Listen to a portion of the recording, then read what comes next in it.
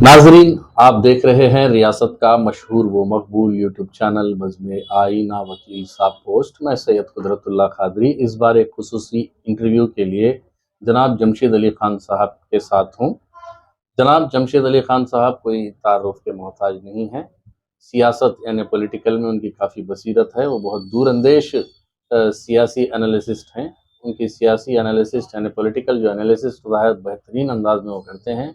आज हम जनाब एएमडी इम्तियाज़ साहब जो आईएएस ऑफिसर थे, प्रिंसिपल सेक्रेटरी के होते पर भी उन्होंने काम किया, उस पर उन्होंने रिज़ाइन देते हुए आज वाईएसआरसीपी में शमूलियत इख्तियार करते हुए उन्हें कर्नूल की टिकट दी गई, कर्नूल असम्बली कॉन्स्टिट्यूंसी की। तो इसके मुताल्लिक़ हम जनाब जमशेद अली खान साहब से बात करने की कोशिश करेंगे। जनाब जमशेद अली खान साहब, आपका इस्तकबाल है बज़्म आईना वकील साहब पोस्ट के लिए। सबसे पहला सवाल ये है कि जो हमारे एएमडी इम्तियाज़ साहब सीनियर आईएएस ऑफिसर थे, उन्होंने हाल ही में रिज़ाइन करके जो है वाईएसआरसीपी में शमूलियत इख्तियार की है। तो इनके फ्यूचर कैसा रहेगा, ये किस हद तक कामयाब रहेंगे, इस पर आप हम जो है आपसे जानना चाहते हैं। कादरी साहब, ये आपने अच्छा सवाल मुझसे किया है। जनाब एएमडी इम्तियाज़ सर एक आईएएस ऑफिसर हैं। अब वो जो है प्रिंसिपल सेक्रेटरी के ओहदे पर हैं या आज रिज़ाइन कर दिए हैं बोल के हम सुन रहे हैं। एएमडी इम्तियाज़ साहब खुद अपने आप में ना के आईएएस ऑफिसर हैं, ये खुद अपने आप में एक ब्रांड है, किसी तारुफ के मोहताज नहीं है। मैं एएमडी इम्तियाज़ साहब को हमारे ex president APJ Abdul Kalam से जो है कंपेयर करता हूँ कि लोग एपीजे अब्दुल कलाम को उनकी सिंप्लिसिटी के लिए, उनकी ईमानदारी के लिए, उनकी इंसानियत के लिए उनकी मिसालें देते हैं। तो मैं एएमडी इम्तियाज़ साहब को इसीलिए मैं एपीजे अब्दुल कलाम से कंपेयर कर रहा हूँ। सर, आपने एएमडी इम्तियाज़ साहब को काफ़ी बड़ी शख्सियत से जोड़ा है। ये जोड़ने की वजह मैं जान सकता हूँ कि एपीजे अब्दुल कलाम से तशबीह देना एएमडी इम्तियाज़ साहब को, ये नहीं लगता कि काफ़ी बड़ा है? मैं उनकी काबिलियत, उनकी कई वजूहात को देखने के बाद में ये डिसीजन आपके सामने बोल रहा हूँ कि हम हाल ही में उनके मकान पर एक इंटेलेक्चुअल मीटिंग के लिए गए थे, तो जिसमें कर्नूल के कलेक्टर, जॉइंट कलेक्टर, गवर्नमेंट के स्टाफ और कई इंटेलेक्चुअल मौजूद थे। तो उस वक्त में उन्होंने जो कोरोना पे वर्क किया था, उसकी किताब हमें पेश की। वो किताब उन्होंने एक ऐसे कपड़े के कवर में हमको पेश की, जिस पे लिखा हुआ था, stop using polythene, save nature. तो जब हमने उनसे ये कहा कि ये क्या है, तो वो ये बता रहे थे कि बीइंग ए प्रिंसिपल सेक्रेटरी और आईएएस, उन्हें कम से कम रोज 8 से 10 लोग जो है हर रोज शालपोशी करते हैं। तो वो शालें अपने घर पे ला के देते हैं और बोलते हैं कि इस शालों से आप कैरी बैग बनाएं। तो उसी कैरी बैग में उन्होंने जो किताब कोरोना पे खुद लिखी थी, वो किताब हमें पेश की। तो ये सिंप्लिसिटी देखने के बाद में मैं उन्हें एपीजे अब्दुल कलाम से जो है कंपेयर करता हूँ। एमडी इम्तियाज़ साहब ने जो पॉलिटिकल एंट्री ली है और जिस तरीके से जगह में उन्हें एंट्री दी है, तो ये किस हद तक वो कामयाब रहेंगे और ये जो मकबूलियत है उनकी, इसके बारे में आप थोड़ा बताएं। जहाँ तक मैं जानता हूँ, एएमडी इम्तियाज़ साहब जो आईएएस और प्रिंसिपल सेक्रेटरी हैं, किसी इंट्रोडक्शन के मोहताज नहीं है। हम बचपन से एक जुमला सुनते आ रहे थे कि 2 रुपीज़ डॉक्टर। मैं आपसे जानना चाह रहा हूँ, ये 2 रुपीज़ डॉक्टर कौन है? डॉक्टर के एम इस्माइल मरहूम के एम हॉस्पिटल के जो बानी थे, प्रोपराइटर थे। He is none other than the father in law of AMD Imtiaz साहब। तो उनको तारुफ देने की ज़रूरत नहीं है। इनका है उस ख़ानदान से है जो कि टूथपिक डॉक्टर के नाम से ना सिर्फ करनूल शहर में, सारे आंध्र प्रदेश में अवाम में ये सवाल काफ़ी गश्त कर रहा है कि इतने कंफर्ट जोन में, यानी एक प्रिंसिपल सेक्रेटरी के ओहदे पर रहते हुए इन्होंने क्यों अचानक जो है पॉलिटिक्स ज्वाइन की, क्या मकसद हो सकता है? इस तरीके के सवालात अवाम में गश्त कर रहे हैं, तो उसका जवाब आप क्या देंगे? हाँ, ये बात से मैं भी सहमत हूँ कि प्रिंसिपल सेक्रेटरी होने के नाते वो एक कंफर्टेबल जोन में है और एक ऐसे बिस्तर पे हैं जिस पे फूल ही फूल हैं। और उससे सियासत में आने के लिए अगर कोई भी एक प्रिंसिपल सेक्रेटरी है या कलेक्टर है जो सेक्शन में जॉब कर रहा है, वही सेक्शन पे मदद कर सकता है। और ये चाहते हैं कि इनकी काबिलियत को हर सेक्शन में, हर सोसाइटी में इनकी काबिलियत को इस्तेमाल किया जाए, या ये अपनी काबिलियत हर सेक्शन या हर सोसाइटी के हर फर्द तक पहुंचा पाए। जैसा कि हाल ही में हम देख रहे थे कि प्रिंसिपल सेक्रेटरी होते हुए भी विमेन एम्पावरमेंट के लिए ये बहुत से काम कर रहे हैं हर जगह पर। और माइनॉरिटी के प्रिंसिपल सेक्रेटरी होने के नाते आंध्र प्रदेश में जो 52 लाख मुसलमान हैं, उसमें से ज़्यादातर 80% मुसलमान, इन लोगों को आप जाके AMD इम्तियाज साहब कौन है बोले तो वो अपना एक्सप्लेनेशन दे पाए। तो ये चाह रहे हैं कि इस सर्विस से सियासत में आके ये अपने सर्विसेज को, एडमिनिस्ट्रेटिव सर्विसेज को और आगे ले जाए।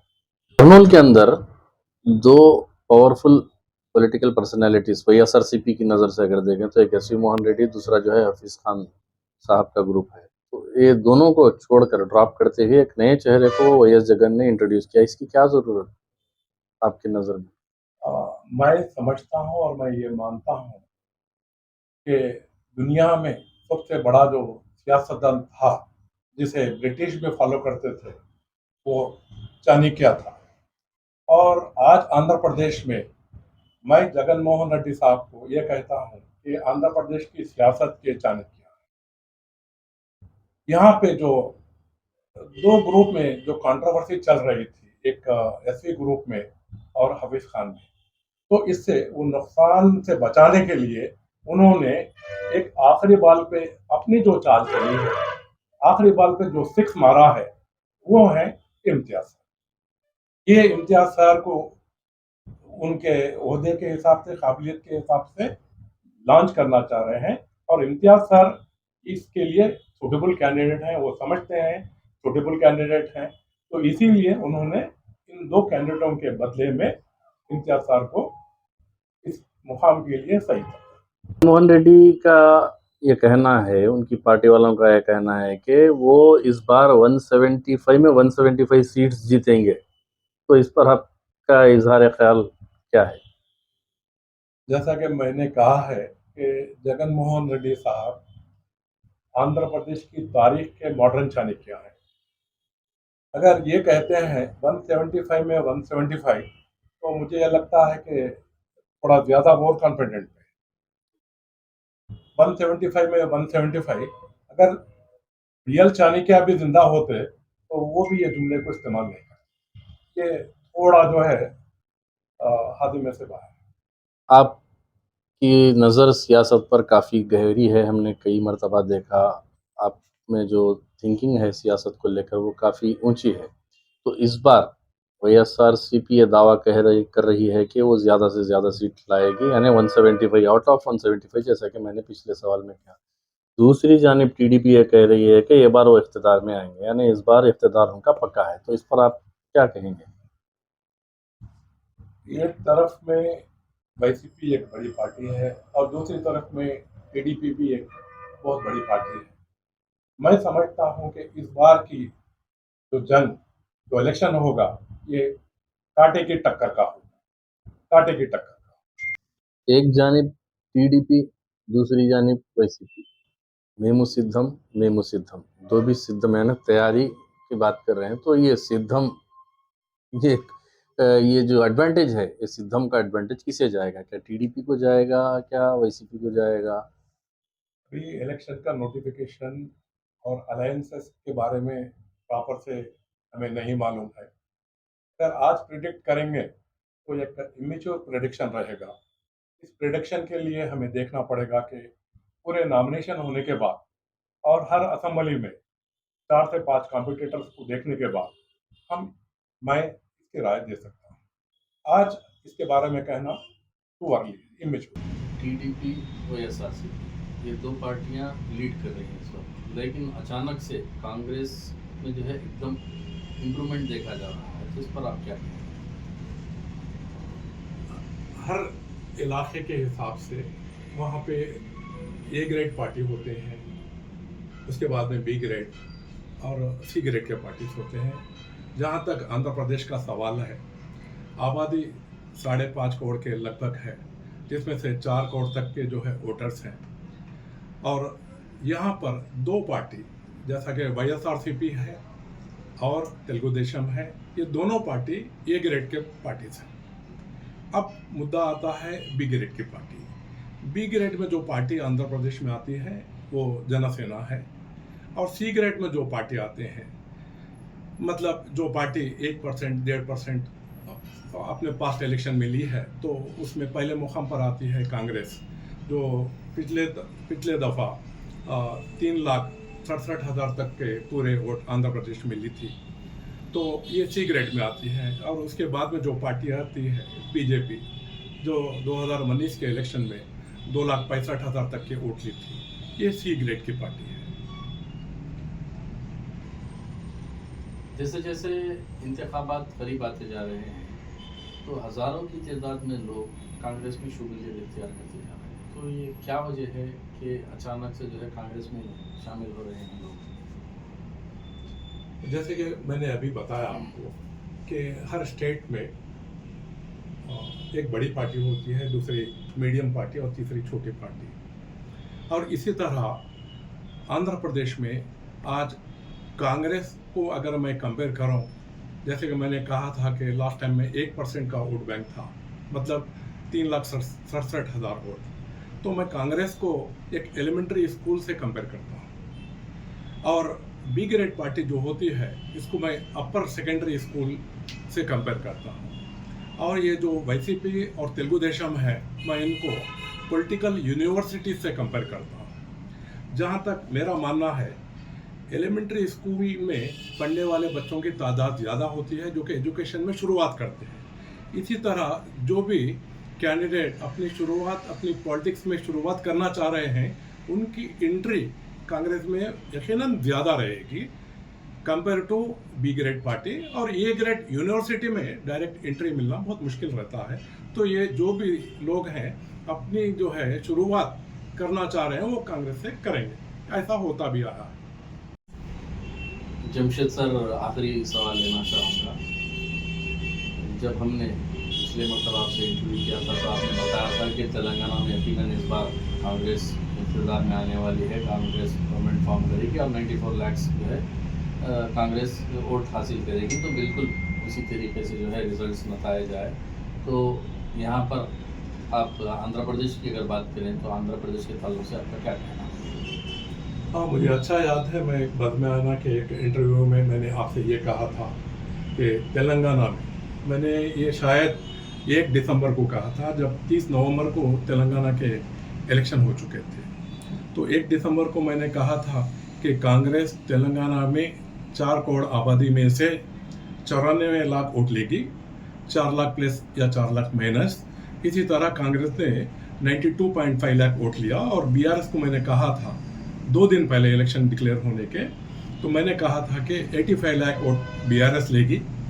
तो बीआरएस को 86 लाख वोट्स आए हैं। इसी तरह जो सवाल मुझसे आप कह रहे हैं कि कांग्रेस की आंध्र प्रदेश में क्या हालत रहेगी, तेलंगाना जो स्टेट बना, ये बनाने वाली पार्टी थी, ये कांग्रेस थी। आंध्रा से तोड़ के तेलंगाना बनाने वाली पार्टी जो थी, वो कांग्रेस थी। और आंध्रा वाले ये भी मानते हैं कि आंध्रा को तोड़ने वाली पार्टी ये कांग्रेस थी। इसी बिना पर कांग्रेस ओवरऑल में 2024 में कुछ करिश्मा नहीं कर पाएगी।